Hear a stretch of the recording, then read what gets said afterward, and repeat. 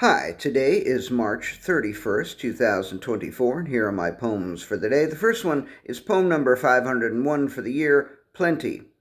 Enclosed in a cocoon built up of the New York Stock Exchange and various Broad Street shops, I felt protected, wrapped, swaddled, small yet safe. When standing in a forest full of trees, I have the same feeling, but more so. The feeling of transcendence, of reverence, of mystical union is deeper, more profound, more real in a forest, of course.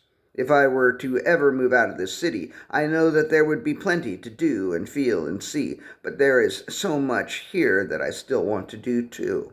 There is plenty. Poem number 502, Transported. I stood on Broad Street, transfixed, and was transported back to the Trinity Church summer day camp that introduced me to Governor's Island and the stock market and to filmmaking. I starred in a film that I made at camp. I ran out of a bank with a big sack, and once I felt I had safely escaped, I saw that the bag contained only paper. I wandered around Governor's Island on Wednesdays when there was nothing there but beautiful nothing and a bowling alley and a bunch of cool old houses.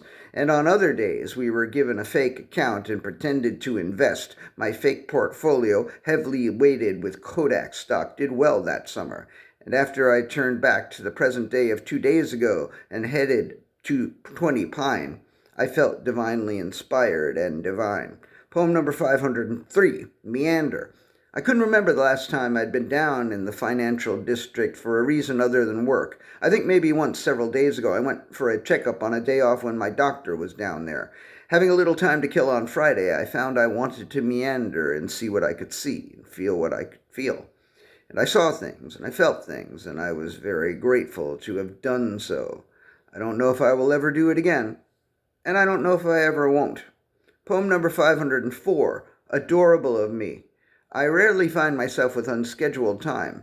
Maybe I ought to schedule some. Maybe I ought to block off a chunk in my calendar and leave it blank, or write nothing, or even warning, stay sane and keep this time free. Later I might look at that entry and think it was adorable of me to imagine I had some sanity to preserve.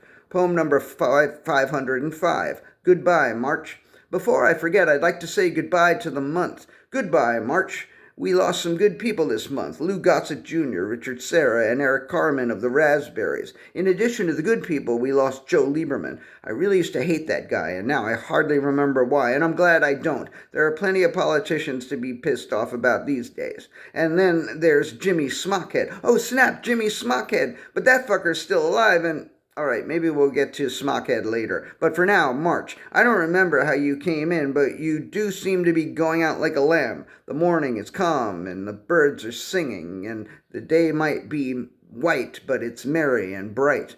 The month really has been stuffed with Christmas shit and a bit of Halloween shit, and that's all right. You've been all right, March. Goodbye. Poem number 506. You know what I should say? But no real Easter shit, because today's Easter Sunday. But I don't think I'll say that. I don't know yet.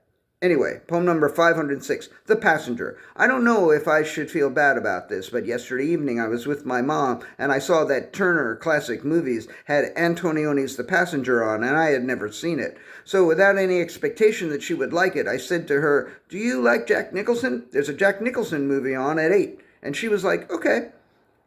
She had some trouble understanding what was going on, but to be fair, so did I. But both of us were stunned by some of the shots. There's a really cool in-camera flashback where Nicholson is listening to a recording of himself and the dead guy, and the camera pans over to the balcony where we see Nicholson having the conversation with the dead guy that's on the recording. It's one of those movies that, having watched once, I look forward to seeing again, but not with my mom, maybe not with anyone. Thank you, Sony Pictures Classics, for pulling the film out of Nicholson's hands and restoring it. And thank you, Wikipedia, for helping me understand it a bit better so I could explain it to my mom. And last poem of the day, poem number 507, Jimmy Smockhead. Just sit right back, and I will not tell you about old Jimmy Smockhead. First of all, he's not that old. He's 33. He's been 33 for 6 years, but he doesn't look a day under 60. What's his secret? Let me have him tell you in his own words. Get the fuck out of my face with that microphone, Jimmy Smockhead explained just last week, and stop calling me Smockhead. My name is Schoenberg, like the composer, and I've never worn a smock on my head in my life.